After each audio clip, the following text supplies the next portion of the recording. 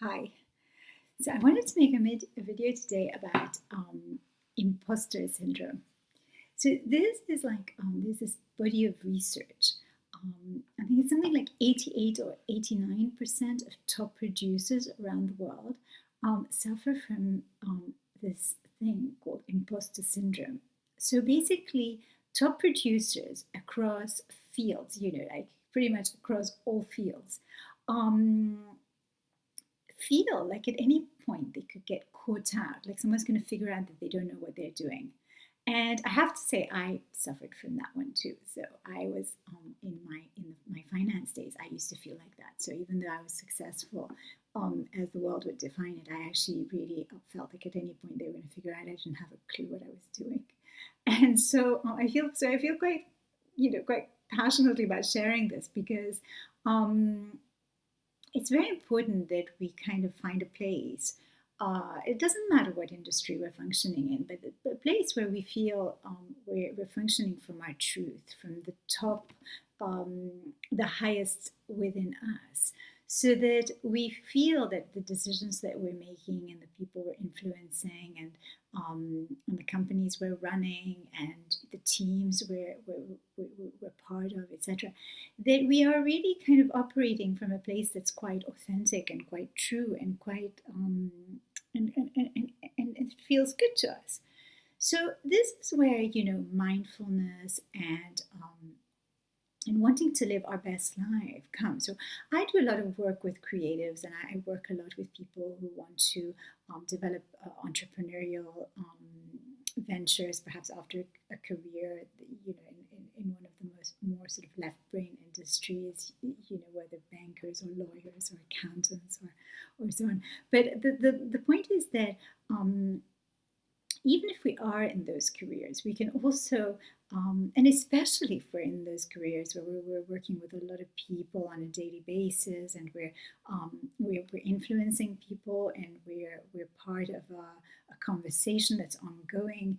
I think it's very important that we find a place from which we are really operating from our truth rather than from this imposter syndrome, because there's no reason to feel like that if we are continually checking in and continually rising to the best of who we are, and continually remembering that we are here to serve in whatever capacity life has chosen for us to express that service. So if we're in sales or if we're transacting deals, if our mission is that of service, then it raises our game to a place where it's not about us. So it kind of takes the ego out of its own sort of me-ness, and takes the conversation to a higher platform where we are here to perform at our best because it's in the highest interest that we do.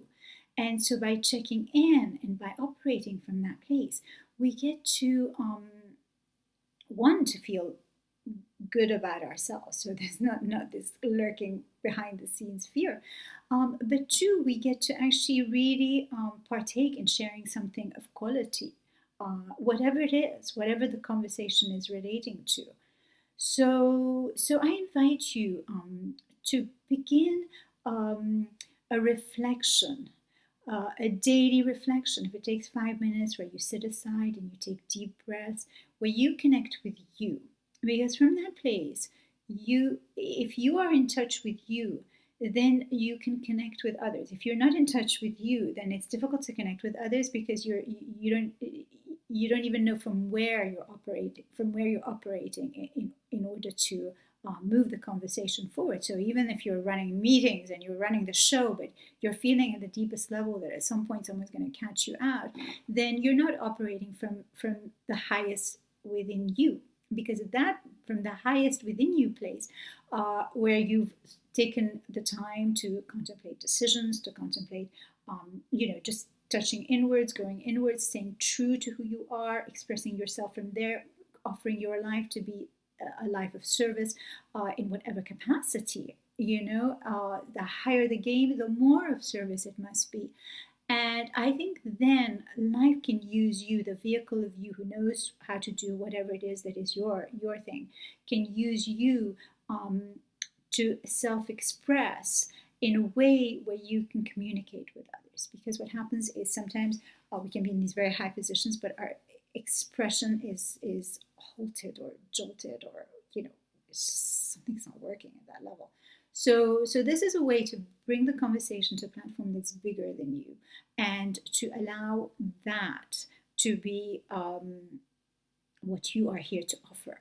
And at that point, there's none of that questioning, oh, I could have said that and I could have said it better. If you're like continually offering you as a vehicle for a higher purpose than you, then you will know that life will begin to speak through you, and you'll be so impressed. You will do an entire talk, and you'll come home and be like, "Wow, I can't believe I just did that."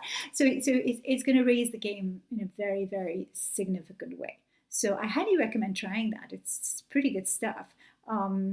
And it's also just a way to start feeling good about what you're doing and how you're doing it, and not to continually be in that sort of ego mind, which is always questioning and wondering and giving you a hard time about what you could have done, and you could have said it better and done it better. And and it's because the ego is all about blame. It just wants to blame someone, anyone, yourself, or the person, or the situation, or it's always his fault, her fault, that fault, my fault.